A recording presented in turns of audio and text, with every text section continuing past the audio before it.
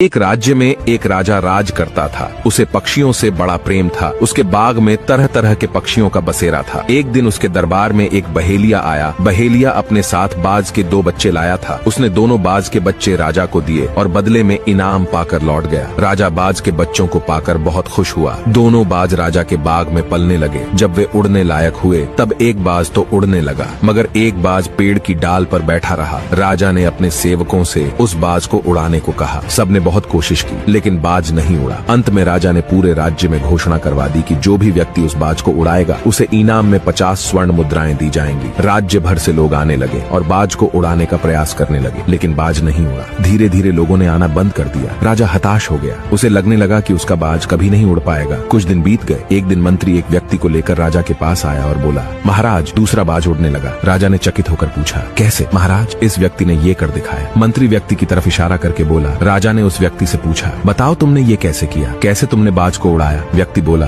महाराज, मैंने वो डाल काट दी जिस पर बाज बैठा हुआ था। निष्कर्ष, हम सफलता की ऊंची उड़ान भरना तो चाहते हैं, लेकिन अपने कंफर्ट जोन से बाहर निकलना नहीं चाहते। सफलता प्राप्त करने के लिए रिस्क लेना पड़ता है, आराम छोड़ना पड़ता है और जी जान से मेहनत करनी पड़ती है। यदि आप इसके लिए तैयार हैं तो आपको सफल होने से कोई रोक नहीं सकता। और आप लोगों को इन सब में दिलचस्पी है तो हमारे साथ जुड़े रहिए।